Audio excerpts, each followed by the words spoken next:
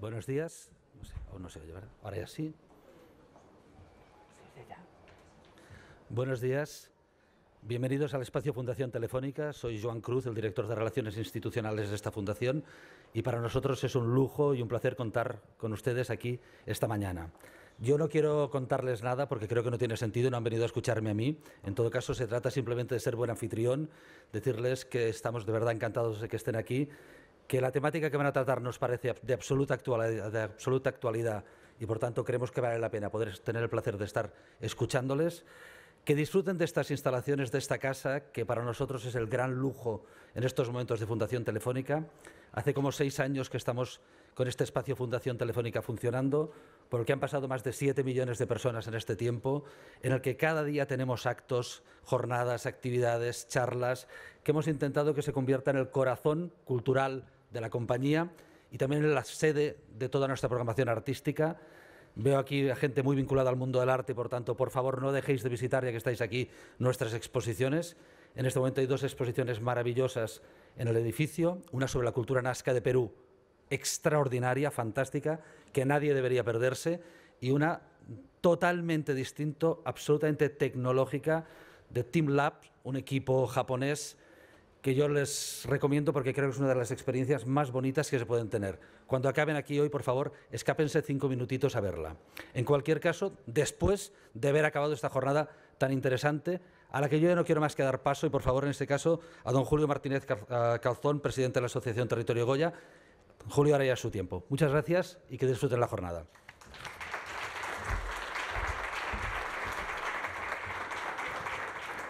Muy buenos días.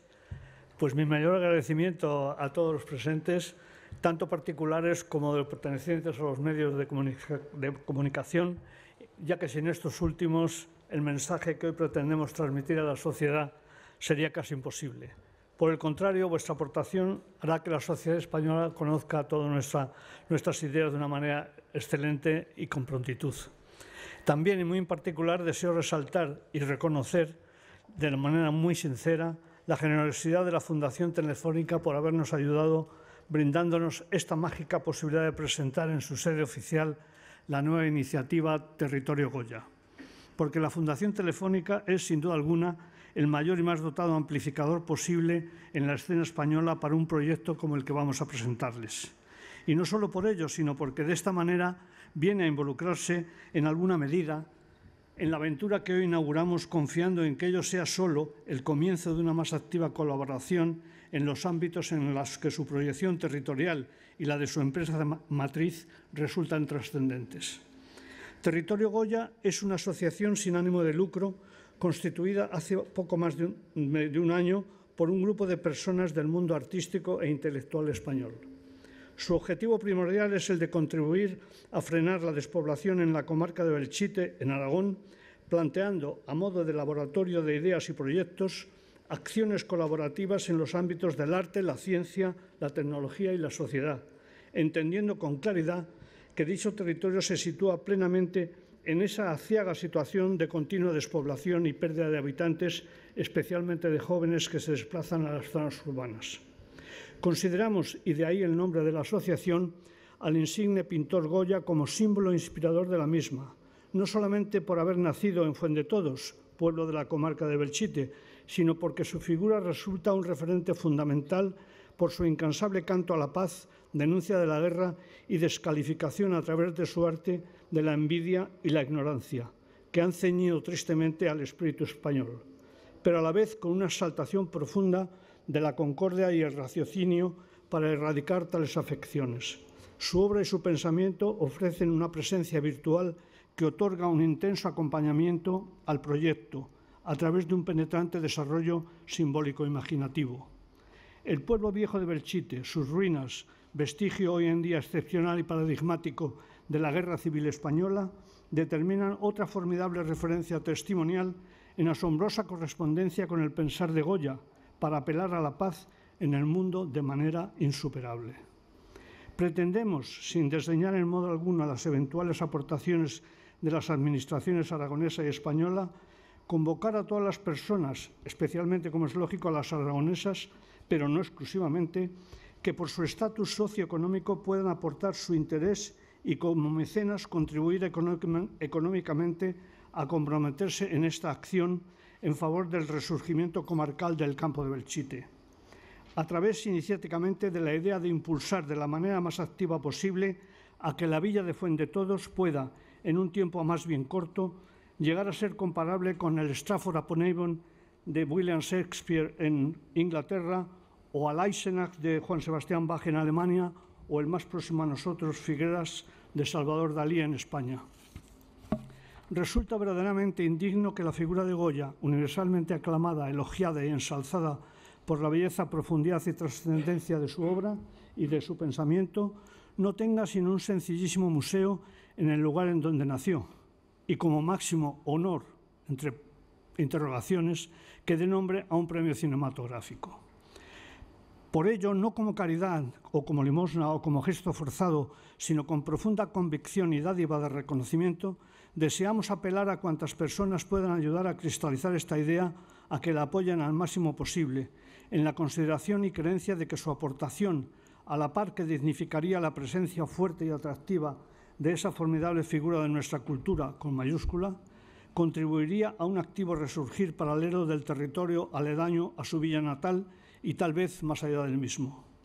Solo por contemplar la belleza de Fuendetodos y el espíritu latente que le envuelve, la visita al mismo y esas aportaciones requeridas resultarían recompensadas, como declaro que lo fueron para mí recientemente.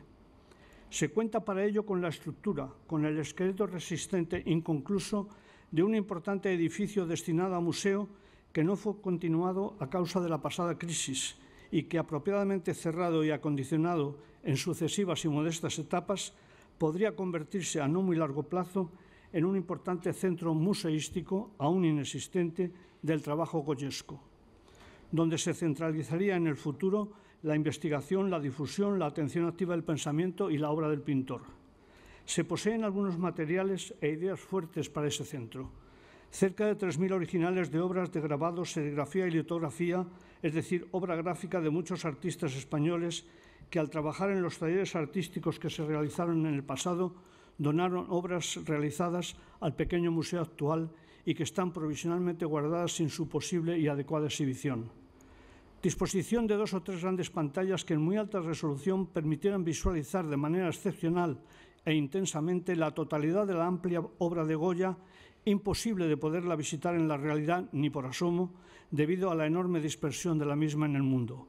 La visión de tales pantallas transmitiría de manera impresionante por su calidad y detalle todo el rigor y la fuerza de la obra del artista, ofreciéndonos en forma inmejorable el hondo espíritu de su arte y aprovechar los recursos tecnológicos de nuestro tiempo, entre los cuales una presencia como la de Telefónica resulta capital.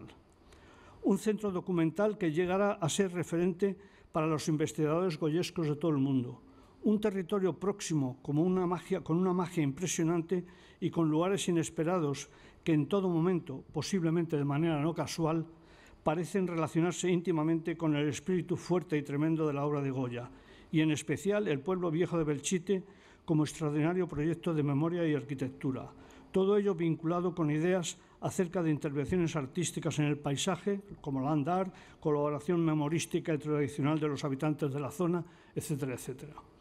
Esta asociación, concebida hace ya casi 3 años, original y primordialmente por el impulso de Ricardo Calero, artista escultor aragonés, que al tener su taller en Fuendetodos posiblemente fuera incitado por los dioses del lugar o quizá directamente por el espíritu latente de su paisano Goya, para ser iluminado y dedicar una apreciable parte de su actividad personal a transmitir a algunos amigos su idea. De manera que en 2018 lograría concitar a 22 profesionales de muy diferentes disciplinas, mayoritaria pero no exclusivamente aragoneses, a constituir esta propuesta que hoy presentamos.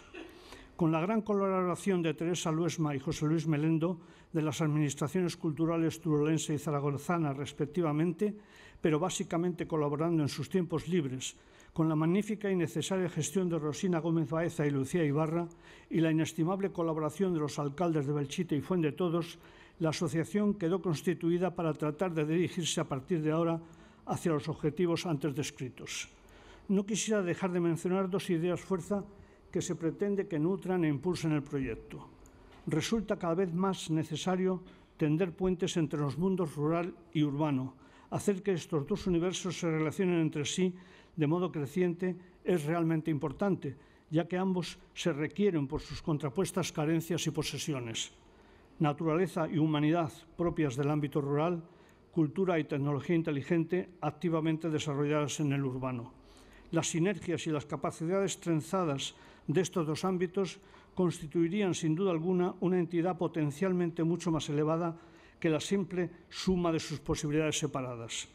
El turismo comprometido, en el cual muchísimas personas, en general cultivadas, requieren cada vez más que sus viajes incluyan experiencias cualificadas que magnifiquen y eleven la relación de la persona con la esencialidad del mundo.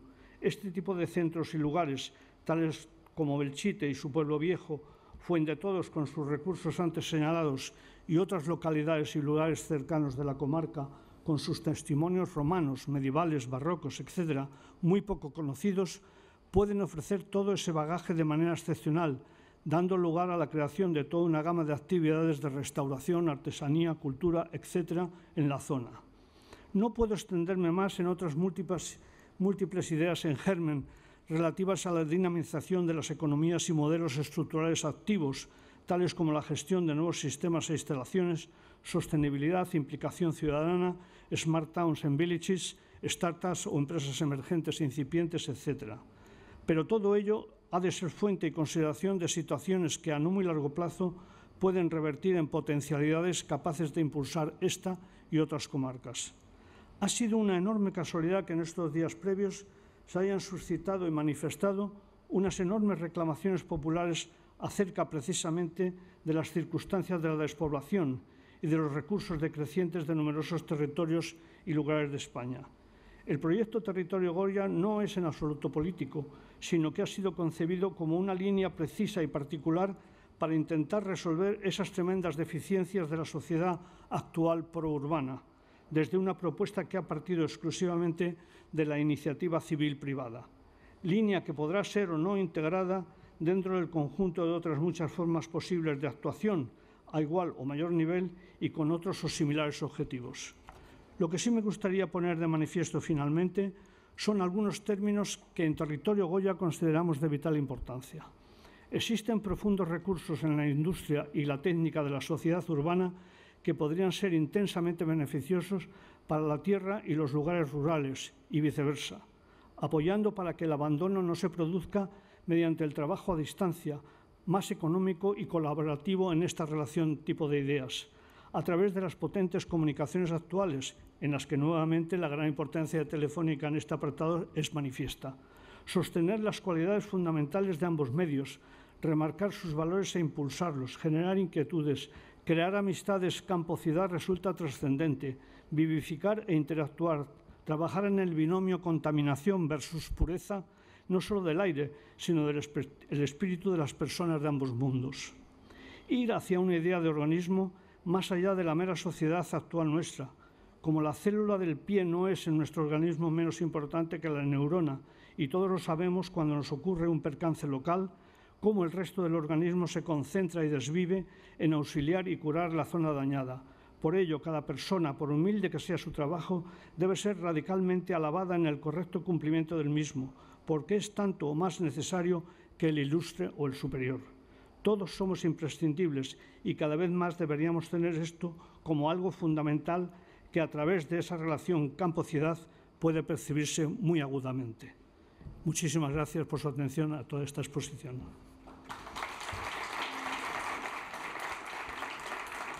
Y por supuesto, si hay alguna pregunta, pues estamos aquí, no solo yo mismo, sino cualquiera de nuestros amigos del grupo. Bueno, pues muchas gracias de nuevamente y pasamos a la continuación.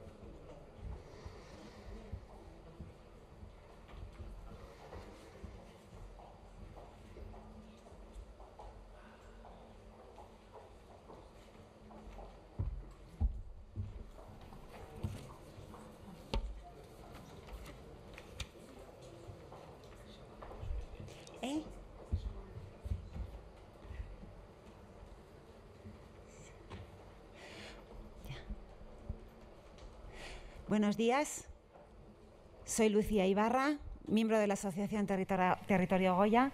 Muchas gracias por su participación en este primer encuentro sobre la España que se despuebla, innovación y cultura como estrategia contra la despoblación, convocada por la Asociación Territorio Goya en colaboración con Fundación Telefónica.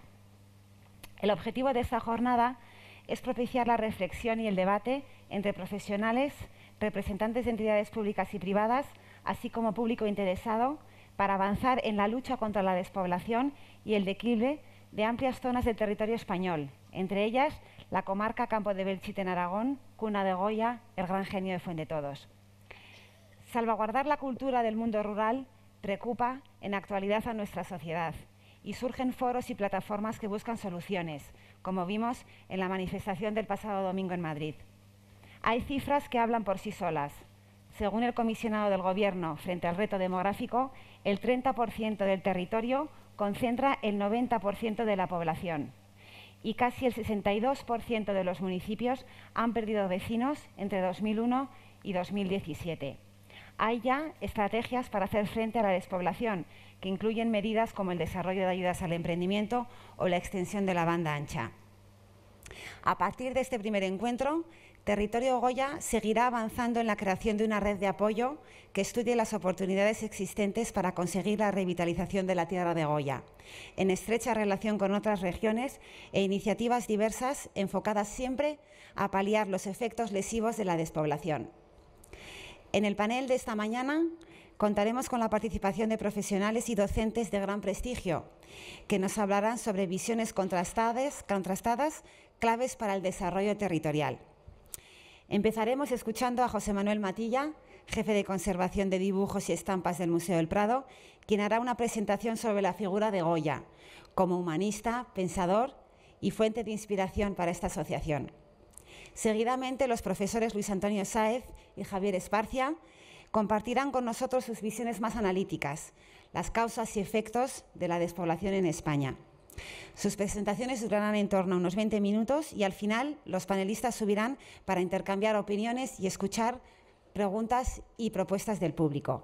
El resumen de las 3 intervenciones correrá a cargo de Teresa Luesma, experta en relaciones entre arte, naturaleza, arte público y territorio, comisaria de exposiciones y miembro de la Comisión Permanente de Territorio Goya. La jornada continuará esta tarde a las 7. Os animo a que volváis todos, con una mesa redonda sobre desarrollo en armonía y revitalización rural mediante la interacción entre arte, ciencia, tecnología y sociedad, en la que participarán 5 profesionales de prestigio. El responsable del programa Cultura y Ciudadanía del Ministerio de Cultura y Deporte, Benito Burgos, la periodista y antropóloga social Virginia Mendoza, el director Sergio del Molino, el escritor Sergio del Molino, el artista Ricardo Calero y el jefe de servicio de Ciudad Inteligente Gerardo La Huerta. Rosina Gómez Baeza actuará como moderadora. Queremos, por último, agradecer en nombre de los organizadores a la Fundación Telefónica su acogida y fantástica disponibilidad para celebrar esta jornada. Nuestro agradecimiento muy especial a la directora Carmen Moronés, a Andrés Pérez Perruca, a Elena González de la Fuente y a su maravilloso equipo por el apoyo en la organización. Gracias a todos los ponentes invitados por su participación y contribución a esta jornada y por compartir con nosotros sus conocimientos y reflexiones. Ahora tengo el gusto de presentar al primer panelista, a José Manuel Matilla. Como ya todos conocéis, es jefe de conservación de dibujos y estampas del Museo del Prado, donde trabaja desde 1999. Su actividad profesional ha sido siempre relacionada con el dibujo y la estampa, y más recientemente con la fotografía, tanto en el ámbito de la investigación como de la museología. Sus campos de estudio se han centrado en varios ámbitos, entre los que merecen ser destacados los dibujos y estampas de Goya, el grabado en la España del siglo XVII, el dibujo español de los siglos XVII y XVIII y el estudio de los medios de reproducción de la obra de arte desde el grabado a la fotografía. Bienvenido, José Manuel.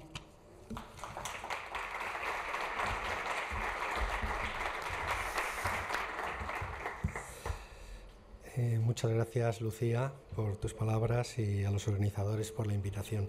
Antes de comenzar, yo querría hacer un ejercicio de memoria personal de cuál es el recuerdo primero que tengo de Fuendetodos. Y se remonta a 1996. En 1996, con motivo del 250 aniversario del nacimiento de Goya, se organizó unas jornadas en Fuendetodos en el mes de julio. Recalco lo del mes de julio porque es importante entender que en el mes de julio en Fuendetodos, yo no sé si serían 40 grados de temperatura, nos reunimos más de 100 personas. 100 personas procedentes de distintos lugares de España y del extranjero para hablar de Goya. Nos reunimos además en un pajar, creo que era, o en el Granero, ahí en las afueras, un lugar enormemente caluroso, pero lleno de emoción. Escuchamos a personalidades del mundo de Goya como Valeriano Bozal, catedrático de la Universidad Complutense, a Nigel Glenning, catedrático de la Universidad de Londres, a Juan Carrete, director de la Calcografía, a distintas personas, y estuvimos compartiendo 2 o 3 días, si mal no recuerdo, no solo en aquel pajar, hablando de Goya, sino también recorriendo la comarca. Recorrimos el pueblo, visitamos el Nevero recién restaurado, visitamos Belchite, sentimos la experiencia de la guerra, estuvimos en Cariñena, paseamos por el campo. Resulta que ahora, cuando recibía el otro día esta propuesta, me daba cuenta que se estaban planteando realmente las mismas cosas que hace 23 años. En 23 años yo pienso y digo, ¿qué es lo que hemos avanzado? Porque recuerdo que durante aquellas jornadas hablábamos de Goya como elemento de difusión, de dinamismo, de reactivar pues la economía de todo aquel territorio, ¿no? De no perder población. Y 23 años vuelvo a encontrarme que en el fondo seguimos hablando de lo mismo, o que incluso hablamos peor de las circunstancias en las que se encontraba en aquel momento en la comarca, ¿no? El domingo pasado tenemos la manifestación, hablamos del libro del Sergio del Molino, ya no hablamos de la España vacía, hablamos de la España vaciada, y seguimos buscando referentes, seguimos buscando cómo dinamizar aquella historia. Es un poco una reflexión personal que me ha suscitado pues, a raíz de esta historia. Cuando estábamos allí en Fuendetodos, bueno, pues había enormes carencias, pero había una cosa que era la voluntad. Y me ha venido una carta de Goya, que le escribe Goya a su amigo Joaquín María Ferrer en 1825, él desde Burdeos, ya con 82 años, me parece, donde le dice en la carta que le escribe a Ferrer: agradézcame usted mucho estas palabras, estas malas letras, porque ni vista, ni pulso, ni pluma, ni tintero, todo me falta y solo la voluntad me sobra. A mí me encanta esa frase porque yo creo que es enormemente reveladora de la personalidad de Goya. Solo la voluntad me sobra. Bueno, pues ese solo la voluntad me sobra es lo que yo experimenté en aquellas jornadas en Fuendetodos. La voluntad que había por parte de los organizadores, y que entiendo que es la misma voluntad que existe hoy por parte de los organizadores de esta nueva asociación. Una voluntad para desarrollarse, para seguir avanzando. Otro dibujo de Goya de esos mismos años dice: aún aprendo, pese a la vejez, pese a los achaques de la edad, pese a la oscuridad que hay y el futuro verdaderamente incierto, bueno, en este caso muy cierto, que va a encontrarse, pero sin embargo sigue aprendiendo, es decir, sigue teniendo esa voluntad. Yo creo que eso es la característica esencial que debe guiar todo este proyecto, la voluntad de continuar avanzando y continuar adelante, porque ese es el espíritu de Goya. Y Goya no deja de ser, en el fondo, algo mítico en todo este territorio. Si nos fijamos en las fechas en las que Goya nace en 1746 y va a estar un mes en Fuendetodos. Hablamos del artista de Fuendetodos y efectivamente es el artista que nació en Fuendetodos, pero en su vida va a estar un mes. Al mes su familia se traslada a Zaragoza. En Zaragoza va a estar 23 años, creo recordar, y el resto de su vida ya va a estar en Madrid hasta que se traslade los últimos 5 años de su vida a Burdeos.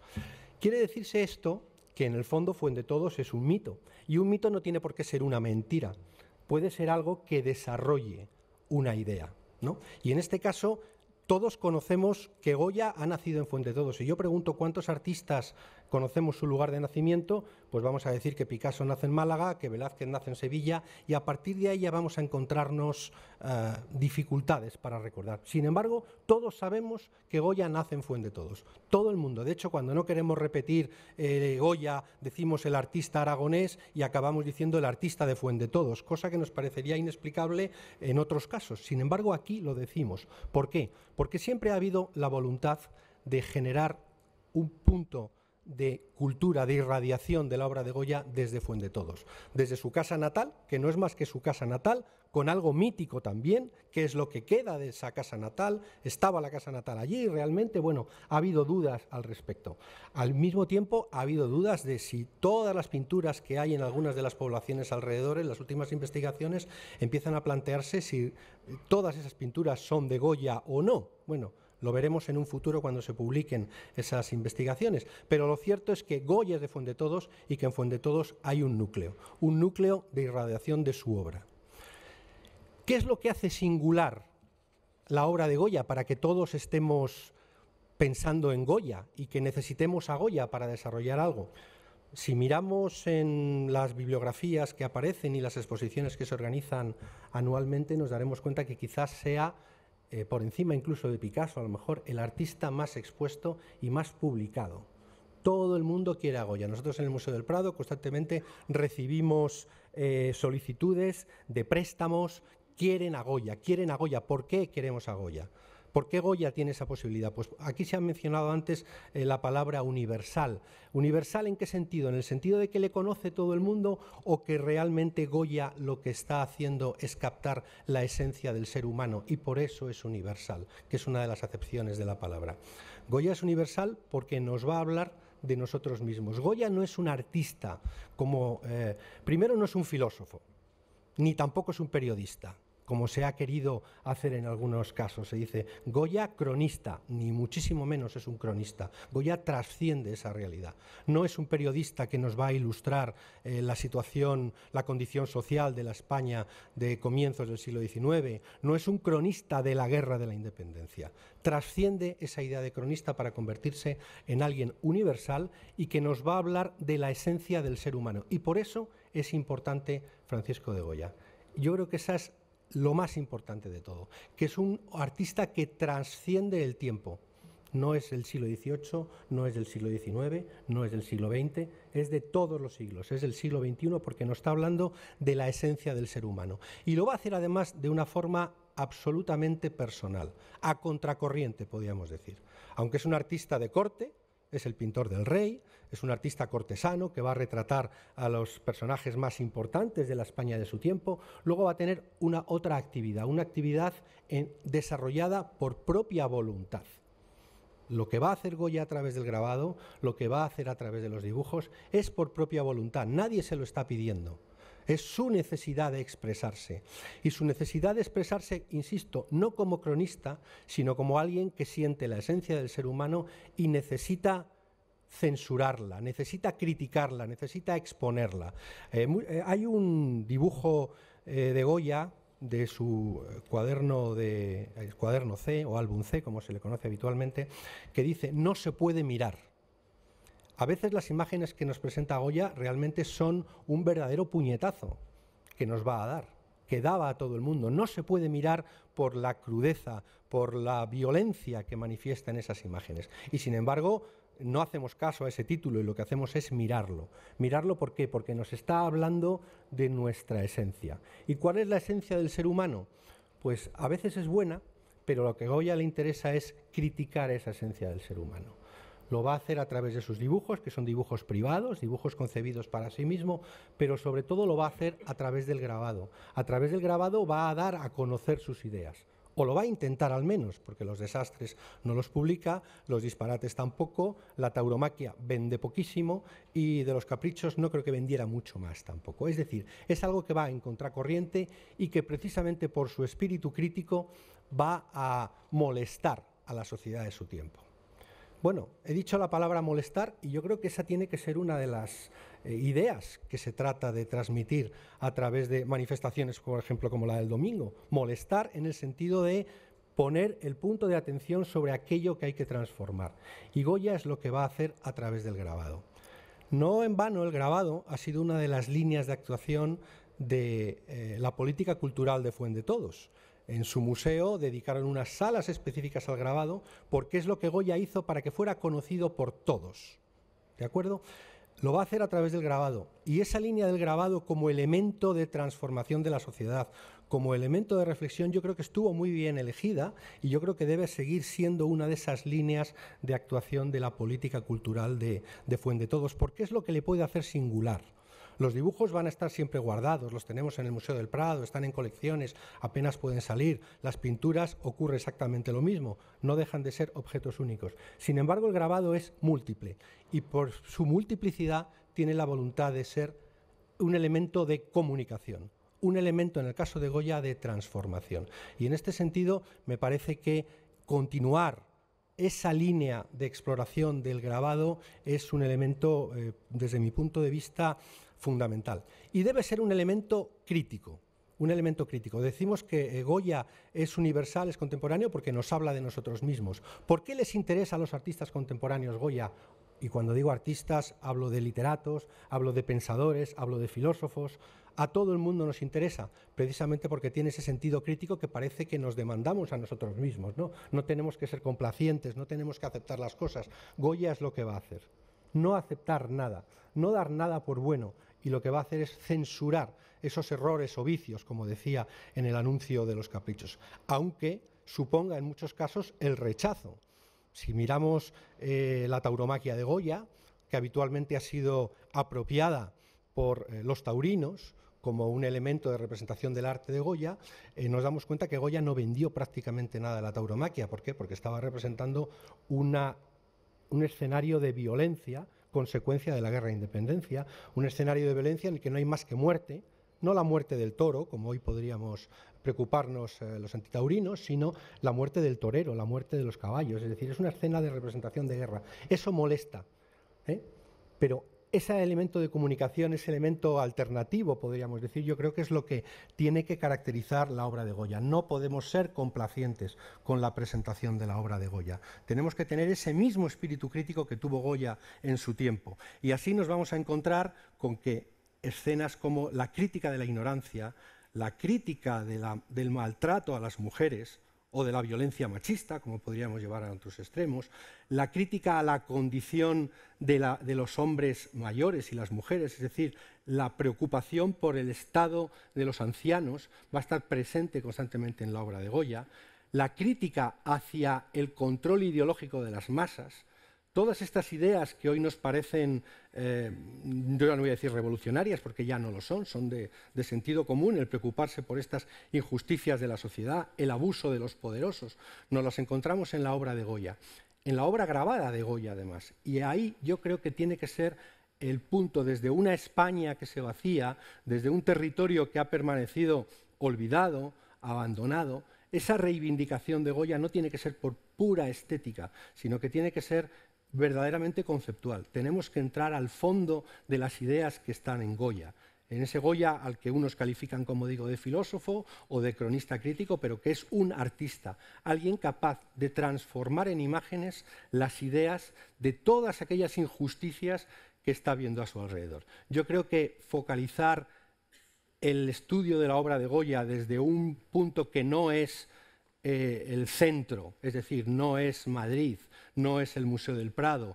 no es Zaragoza, no es los museos de Zaragoza, sino desde el ámbito perimetral, podríamos decir, y focalizar en esa denuncia de las injusticias, a mí me parece que es lo más interesante que podríamos hacer y que quizás sería singular en el estudio, difusión y sobre todo como medio dinamizador, teniendo además un entorno como es el de Belchite, que es la demostración ya mayúscula de la ignorancia y de la sinrazón humana.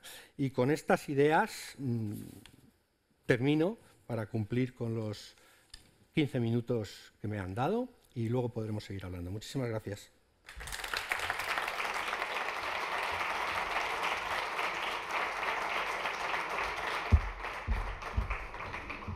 Muchas gracias, José Manuel, por tu presentación.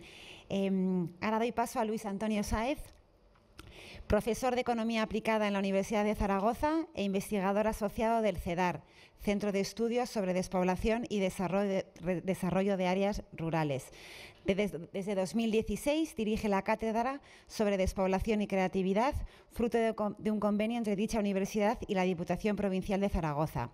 Sus investigaciones más recientes discurren sobre desarrollo rural, economía de la cultura y creatividad y despoblación.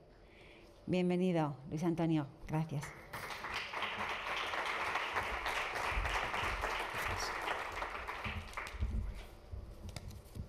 Bien, buenas tardes. En primer lugar, agradecer a la Fundación Telefónica que nos acoge por ese cariño con que lo hace. Querría también agradecer a mis colegas de Territorio Goya por invitarme a participar de un proyecto así de sugerente, ¿no? Cuando en principio pues casi yo no tendría que estar allí, pero me siento muy agradecido de estar allí, y quería agradecerles a ustedes su presencia por venir en un día así a escucharnos, y en particular pues a los representantes de las localidades de allí, de Belchite, de Fuendetodos, como parte de esa comunidad que también acoge este proyecto. Bien, en mi papel, que no es ni mucho menos tan entretenido como el que acabamos de escuchar, ¿no? Que ha sido una delicia escuchar una explicación así de sugerente, la mía es un poco más aburrida, es más intentar hablar de las tripas de la despoblación desde una perspectiva, en la medida que sea posible, analítica, ¿no? Bien, los que nos dedicamos a las ciencias sociales y a la intervención social, a la reforma, aunque lo hagamos siempre desde un plano teórico, pero siempre trabajamos con un esquema muy elemental, que es el de aquellos objetivos o metas que pretendemos, esos objetivos, los instrumentos que pueden servir, esas medidas que tal vez ayuden a alcanzarlos, y los agentes o actores de esa trama, ¿no? Ese es más o menos el planteamiento convencional. Solemos olvidar algo que es muy importante y que sin embargo ha estado presente en la intervención anterior, muy bien contado, que es lo que nosotros de una manera aséptica llamamos el método, la metodología, pero que es también la mirada, ¿no? El ambiente, el contexto que envuelve estas intervenciones y que le da mucho sentido y que normalmente queda al margen, ¿no? Bien, en los boletines o en las estrategias, en los programas europeos, pues en la exposición de motivos, ¿no? La primera parte, la que suele ser un poquito más literaria, pues se exagera, se habla mucho de esas metas, de esos objetivos, y aquí normalmente se habla de la despoblación sin más, como si fuera una cuestión única, como si no tuviera también, es una palabra muy polisémica. En los 80 pueden encontrar artículos que decían científicos, Madrid se despuebla, fue un periodo que perdió población, ¿no? Con lo cual a veces decir, bueno, ¿de qué estamos hablando? Y también se da como un tema irrebatible, como que no haya que discutir si eso está bien o está mal, su conveniencia, y también su inevitabilidad o no, ¿no? Bien, la mayoría de aquí, pues no les quiero engañar, somos ya un poco mayores y muchas veces decimos, jo, este espejo pues nos devuelve una mirada que, bueno, podemos hacer como la madrastra de Blancanieves, ¿no? Comprarnos otro o hacer o intentar engañarnos, pero tal vez sea más lógico asumir aquello que es inevitable y ver cómo lo podemos afrontar, ¿no? De la misma manera que cuando es invierno, pues podemos añorar el verano, pero haremos muy mal si no nos vestimos adecuadamente o no llevamos una reacción más o menos lógica. ¿Qué quiero decir con esto? Pues que con la despoblación, y algo ha habido también este domingo, pues está más aquello de regalar los oídos a aquello que se quiere escuchar, decir que siempre el infierno son los otros y decir que se puede solucionar algo que, en el sentido que ellos lo plantean de cifra, de número, que detrás de las cifras, como decía Machado, pues hay vidas y biografías y admitirían otra interpretación, ¿no? Entonces, ¿qué cosas querría decirles a ustedes de primeras? Pues bueno, que la despoblación, fundamentalmente, o tal como se percibe ahora, en número de habitantes nunca se va a recuperar el tiempo pasado, ¿eh? Y a lo mejor no tiene por qué ser. Se idealizan años 50 o años 60, cuando España estaba en una autarquía y aquellas sociedades pues también eran caciquiles, había muchos motivos para salir de ellas, etcétera, etcétera, ¿no? El número no es lo relevante es si la gente que está allí está porque quiere estar, la que quisiera llegar no llega, y si la que se quiere ir no se puede ir. Entonces yo creo que hay que reformular el objetivo. ¿Qué cosas habría más que tener en cuenta? Ya la mayoría de países occidentales muere más gente que nace. Nos podrá parecer más, mejor, peor, pero es lo que hay. ¿En qué medida crecemos? En la medida que viene gente de otros lugares bastante distantes. ¿Qué pasa también? Pues que esto va a terminar a plazo medio. No sé si es bueno ni es malo, yo intento simplemente describirlo, ¿no? A partir de 2040-2050 el planeta deja de crecer y solo el África subsahariana tendrá incrementos netos de población. Evidentemente habrá zonas de nuestro país. Es posible que el eje del Mediterráneo siga congestionado, con lo bueno y lo malo que eso significa, ¿no? Bien, entonces, y cambiemos de meta, no estemos tan obsesionados por el número y traslademos un poco a lo que hay detrás de ese síntoma, ¿no? Lo importante no es la fiebre, sino por qué la tengo y cómo la puedo desactivar o cómo me puedo acostumbrar a ella, cómo lo puedo conllevar, ¿no? Entonces, bueno, yo creo que la pregunta es cómo hacemos estos territorios, y antes ha habido un canto muy interesante a ello, conseguir que sean atractivos, ¿no? Y muchas veces que es atractivo o no depende de la mirada que se proyecta, de cómo somos de sensibles, de cómo hacemos explícitas ciertas cosas que radican ahí, ¿no?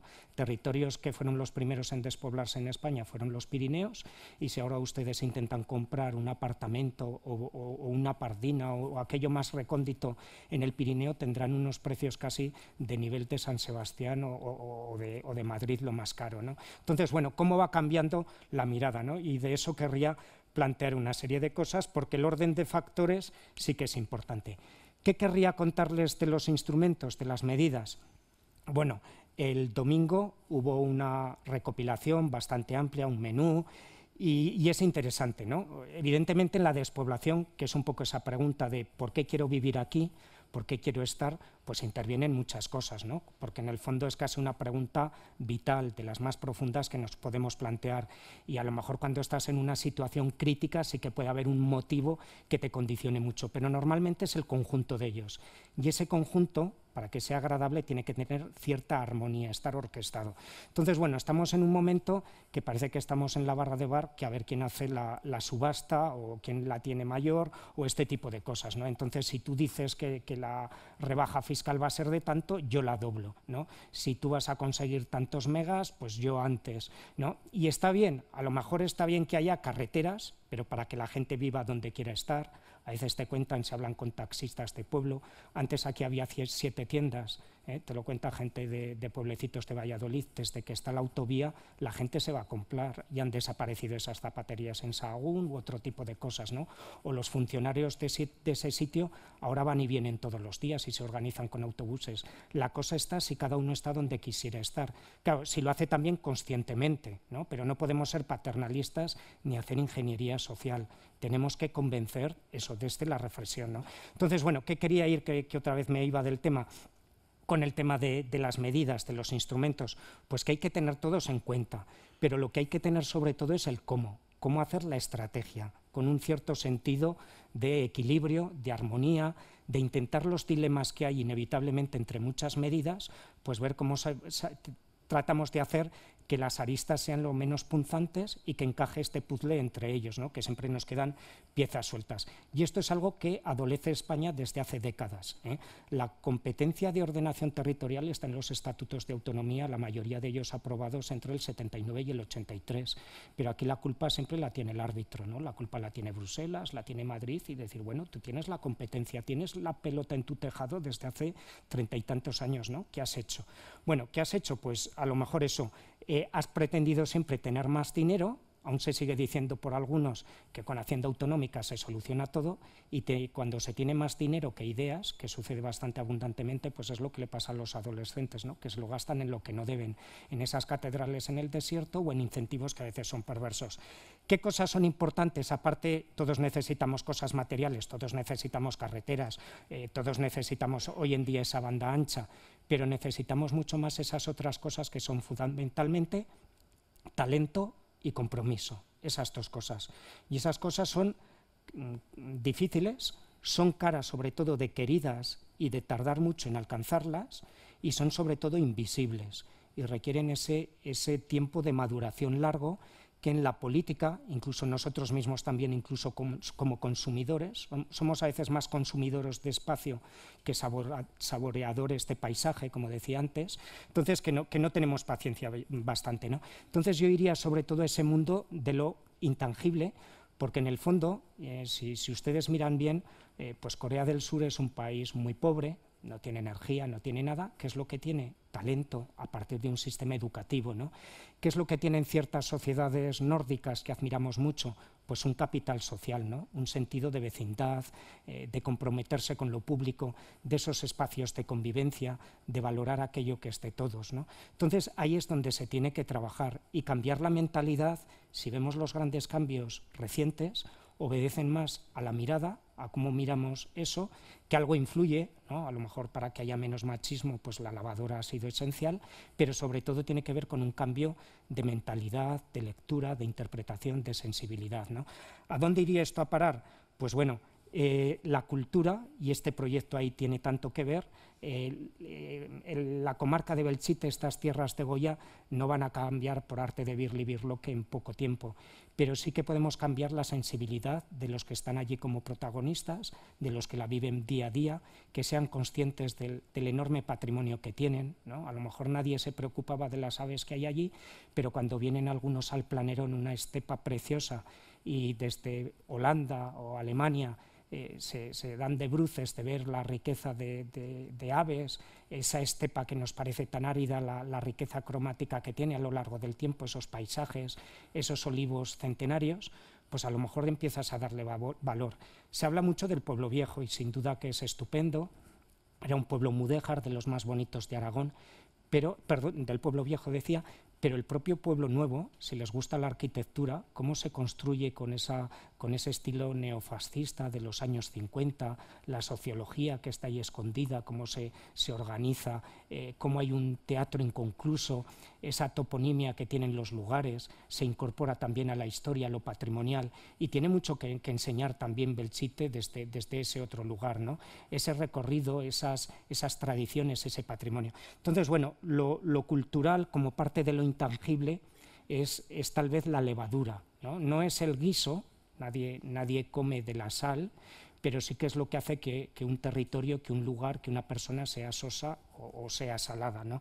Entonces, bueno, cosas que hay que hacer que se olvidan, que apenas se hablaba, hay que hablar mucho de cultura, hay que hablar de escuela, no porque esté abierta o cerrada, sino porque los profesores no estén poco tiempo, porque estén comprometidos con un proyecto educativo, porque la comunidad forme parte de la misma, porque esos profesores de escuela rural que a veces tienen 6 alumnos y de 3 nacionalidades distintas, sepan gestionar la diversidad, ¿eh?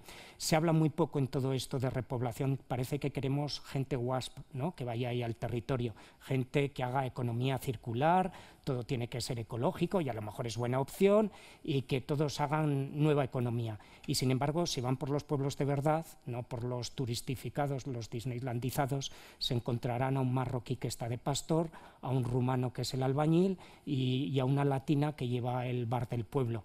Y a esa gente no está en los discursos bellos que se hacen en la prensa o que hacemos en las manifestaciones. El 25% de los niños que nacen actualmente en la provincia de Teruel son de madre extranjera. Incorporemos a esas personas que viven a veces en infraviviendas, que tienen que pagar un alquiler superior, hablamos de eficiencia energética, miremos las viviendas en las que viven, o articular la pobreza, que en el mundo rural es invisible y de otra manera. Hablemos de la soledad que se vive allí. Sin embargo, mueren muchos más ancianos, que se nota el olor podrido en Zaragoza y en Madrid que en un pueblecito, ¿no? Pero la soledad allí es mucho lo que pesa. Hablen con esos jóvenes que están muy bien, que podrían heredar el negocio de sus padres, pero lo que les pesa es decir, es que aquí nunca pasa nada, que a veces es culpa de ellas también, ¿no? Que hemos sido muy protectores con nuestros hijos, pero que a través de la cultura, a mí me gusta cuando veo en pueblos de estos pequeños que hay un festival de rock, o lo que la banda de música, me hablaban en el maestrazgo, sirve para dinamizar y generar comunidad, ¿no? En un lugar. Me gusta cuando en un pueblo que no tienen museo, hay uno que incluso, bueno, muy interesante por el maestrazgo, que tiene un patrimonio pero no hacen nada.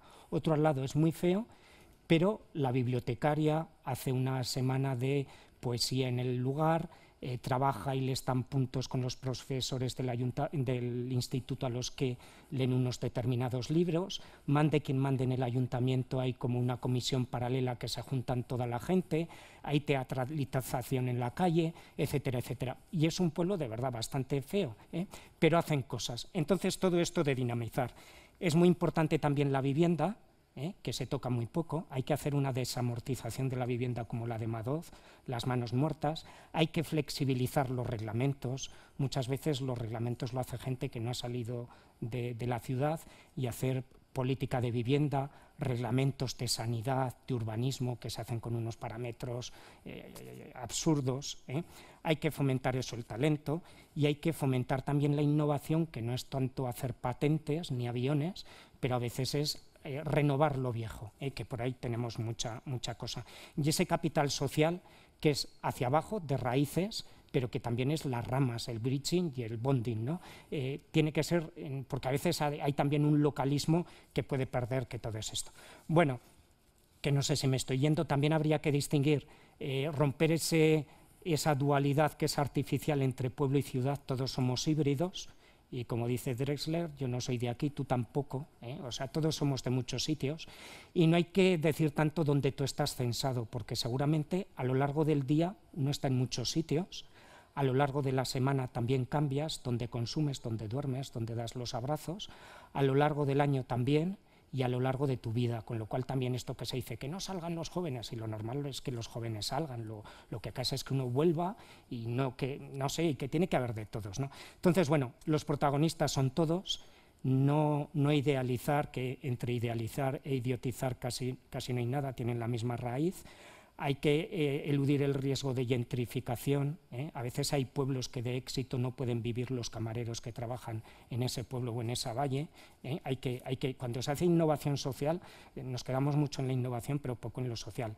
Pensar en ese carácter híbrido, contradictorio, que todo está lleno de dilemas, pero que lo que necesitamos principalmente son buenos directores de orquesta. A veces lo que fastidia a la orquesta es el que toca los tambores, que parece que es el instrumento torpe, y tenemos muchos virtuosos, pero mucha visión parcial, ¿no? Entonces, sobre todo eso, una visión de conjunto, y muchas gracias por vuestra paciencia.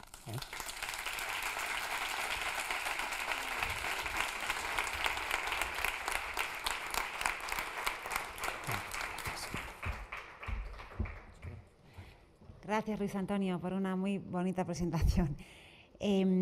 Nuestro tercer panelista es Javier Esparcia, doctor en Geografía y en Sociología, catedrático de Análisis Geográfico Regional en la Universidad de Valencia desde enero de 2006, profesor titular del Departamento de Geografía y miembro fundador del Instituto Interuniversitario de Desarrollo Local.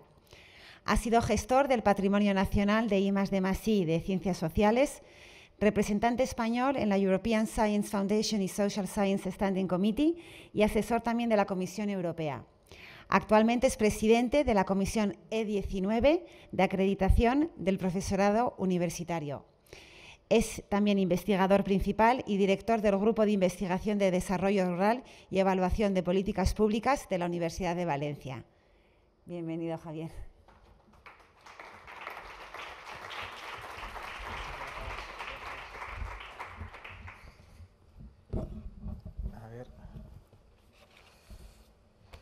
Muchas gracias, Lucía, por la presentación.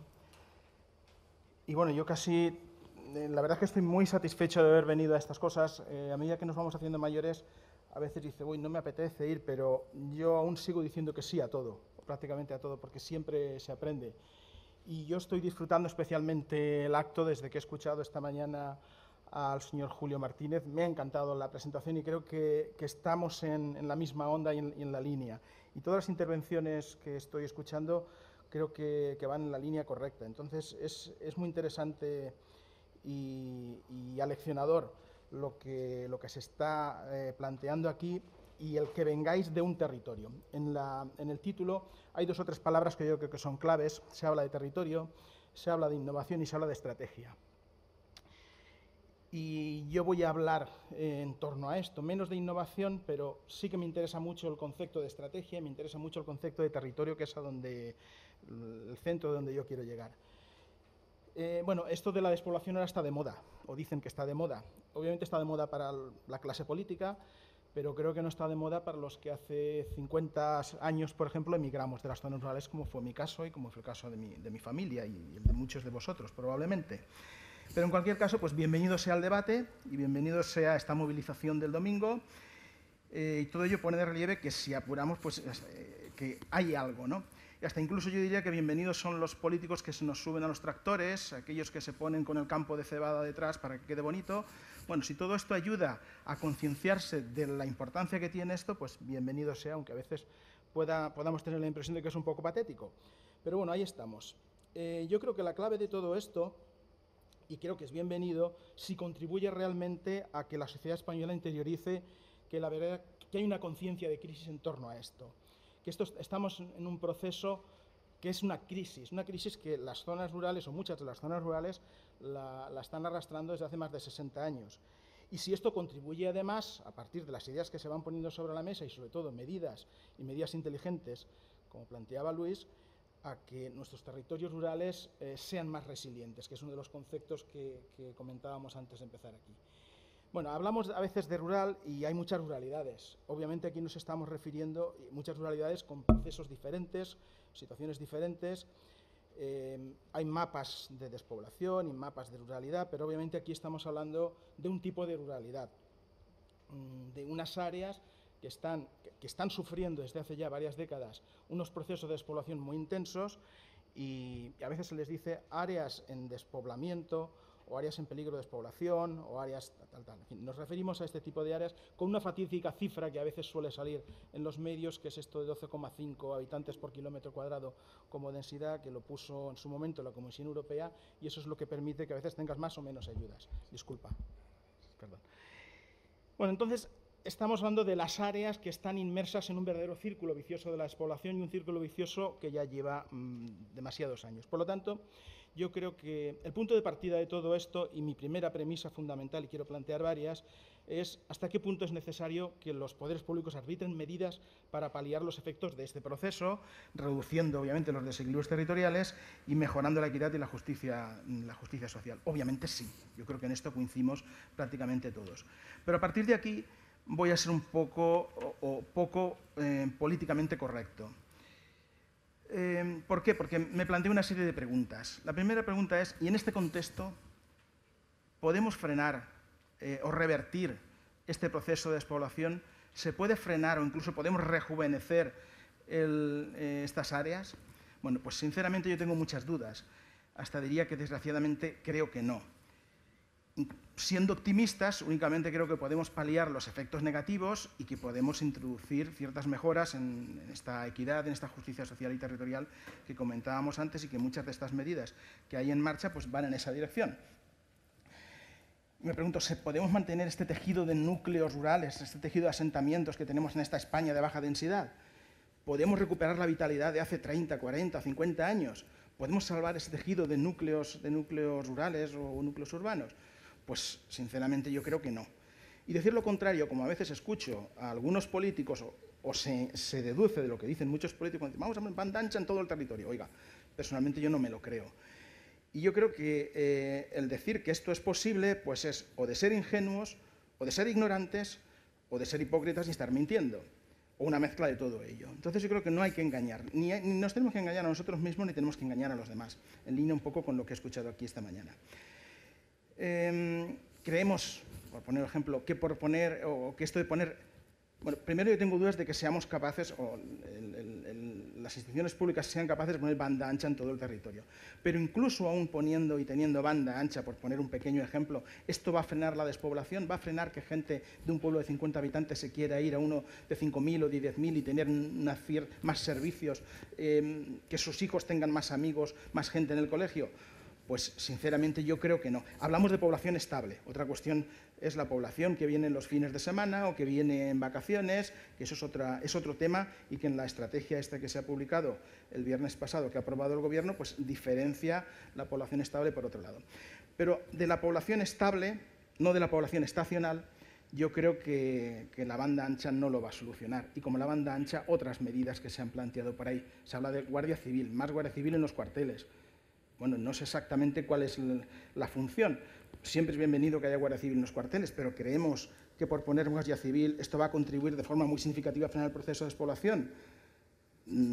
¿Para qué es esa Guardia Civil? ¿O creemos que porque vayan más empleados del Ministerio de Defensa va a haber un comportamiento más natalista, ¿Se van a generar muchas actividades y aquello va a retener población? Bueno, pues sinceramente yo creo que no. Si miramos un pequeño mapa y vemos el tamaño de los núcleos, yo me pregunto, no sé, tengo un pequeño ejemplo de Soria, pues no sé, Gormaz, 25 habitantes. A 15 minutos tiene el Burgo de Osma con 5.000 habitantes. ¿Dónde se va a quedar la población? ¿Se quedan en Gormaz? Pues alguna gente se quedará en Gormaz, pero estos 25 dentro de 10 años serán 0, o serán 2, o serán 3, probablemente. Villaciervos, con 92 habitantes. ¿Se van a Golmayo, que tiene 2.500, a 8 minutos, o se van a Soria, que lo tienen a 15 minutos, con 40.000 habitantes? Pues desgraciadamente puede que no se queden en Villaciervos, puede que se vayan a Golmayo, o puede que se vayan a Soria, o pueden que ni siquiera se queden en Soria y quieran ir más allá, ¿no? Entonces yo creo que aquí, yo digo, el tamaño, hablando de sistema de asentamientos, importa mucho. ¿Por qué? Pues porque a cada tamaño hay asociada una serie de funciones, una serie de servicios, y está ocurriendo algo en esta España rural, en esta España de baja densidad, que ahora vamos a entrar en ello, porque lo fundamental, creo yo, es que la capacidad de retención que tienen los núcleos cada vez es menor. Las funciones que tienen esos núcleos, esos asentamientos, cada vez son menores. Hace 30 o 40 años, un núcleo de 500, de 1.000 habitantes tenía una serie de funciones que ahora no tiene, que ha perdido. Y esas funciones se van perdiendo a medida que subimos en el tamaño, en la jerarquía urbana. Núcleos que antes con 5.000, con 8.000, 10.000 habitantes retenían población, ahora ya no retienen. Y en los datos que han publicado en estas últimas semanas y que manejamos en las universidades y que están en todos los mapas, pues obviamente ni siquiera, como en el ejemplo de Soria, ni siquiera Soria es capaz de retener a veces población, Soria capital. Entonces, por lo tanto, ahí tenemos un problema. Entonces, ¿cuál es el verdadero debate? ¿Cuál no es la cuestión y cuál es la cuestión o el verdadero debate?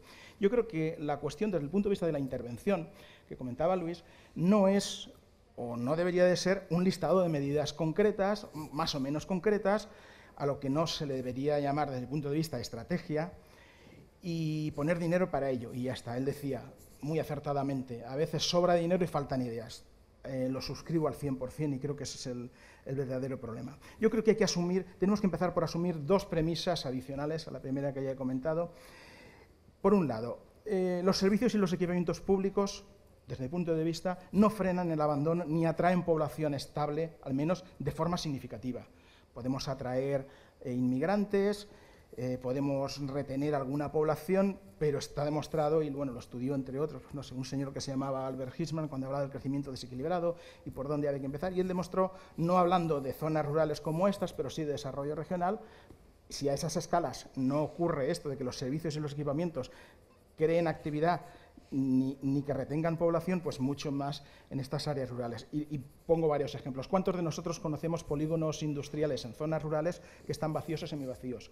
¿Cuántos polideportivos estupendos conocemos que se utilizan 4 o 5 semanas al año, 6 o 8 semanas, y que están allí?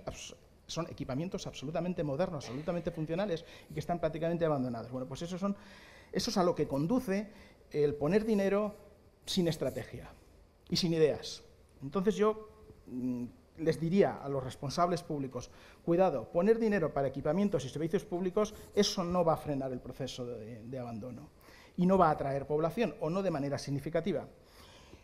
Entonces, para muchos territorios, yo creo que el elemento crítico, no hablo de municipios, hablo de territorios, y me ha gustado mucho por eso ver la palabra territorio en vuestro caso, en vuestra asociación, no es tanto que se marche población, sino que haya actividades capaces de retener población o de atraer población. Es decir, la clave no es población. Obviamente es importante, si no hay población aquello no funciona. Pero la clave no es que pensemos en si van unos o van otros, sino qué actividades somos capaces de generar y que esas actividades a su vez sean capaces de retener o de mantener población. Eso por un lado. Porque desde el punto de vista, hay territorios rurales de baja densidad que son viables. La palabra viable no gusta mucho, pero yo creo que hay que utilizarla y ponerla sobre la mesa. Viables y sostenibles con un mínimo de actividades y con un mínimo de población. Y por lo tanto creo que no hay que obsesionarse con el concepto de población o con la idea de población. Hay que obsesionarse con las actividades que somos capaces de poner y de mantener allí. Pero lo que tengo claro también es que no hay territorios rurales viables de baja densidad sin actividades. ¿De acuerdo? Estos territorios sin actividades, desde el punto de vista, están condenados a la desaparición a medio y largo plazo.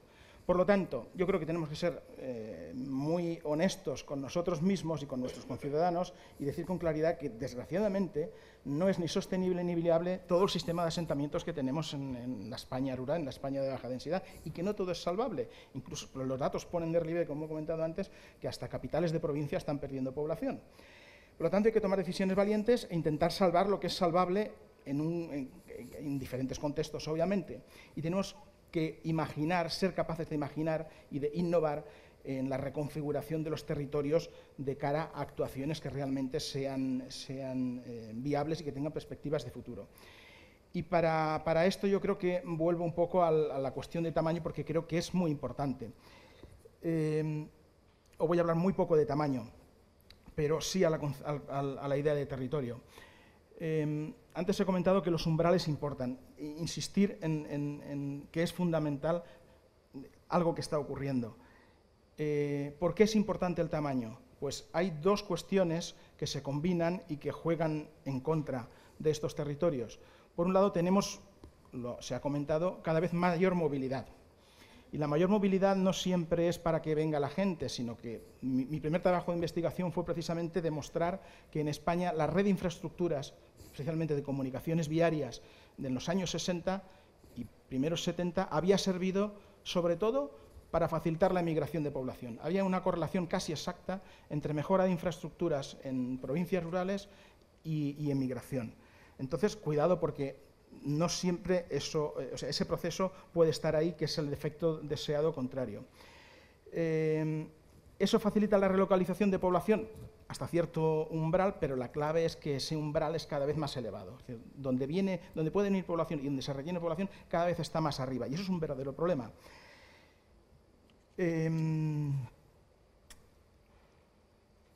Para no alargarme mucho más, voy a la clave de lo que yo quiero, en lo que quiero insistir y que me ha gustado mucho ver, porque el nombre de la asociación incluye el concepto de territorio. Creo que aquí está la clave. Yo creo que para afrontar los problemas de las áreas rurales de baja densidad hay que pensar mucho menos en municipio y pensar mucho más en territorio.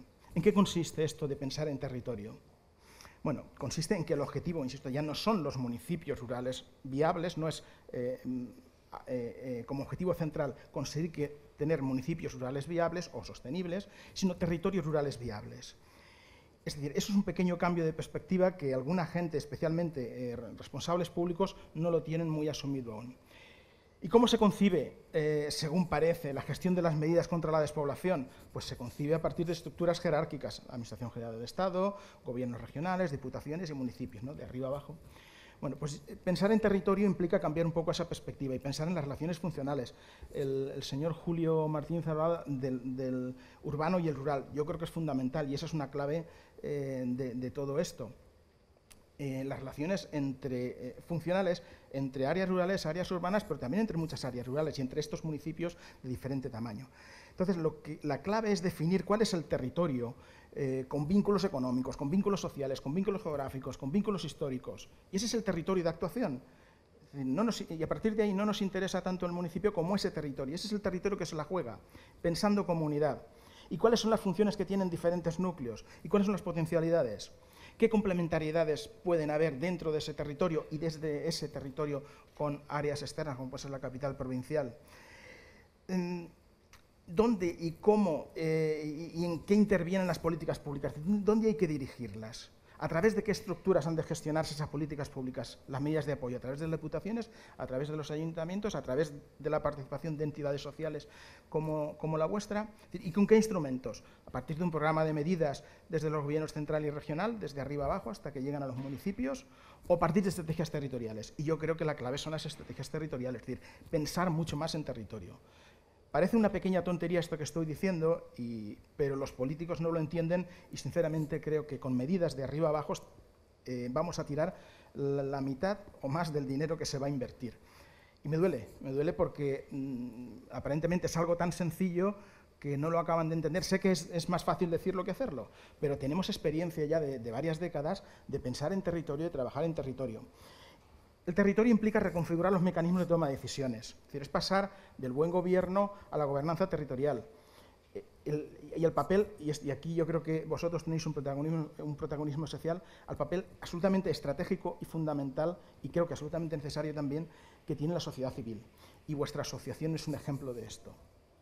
Por lo tanto, creo que las administraciones públicas tienen que contar mucho más con vosotros, no solo para la cuestión cultural que vosotros estáis impulsando, sino para todo el proceso de poner en marcha de medidas, de estrategia. Habláis de estrategia también, yo diría que lo que vosotros tenéis aquí no es una estrategia, tenéis parte de una estrategia, o yo creo que debería ser parte de una estrategia mucho más amplia, de estrategia territorial de desarrollo de la comarca. Comarca no en sentido administrativo, que vosotros tenéis comarcas, comarca en sentido territorial.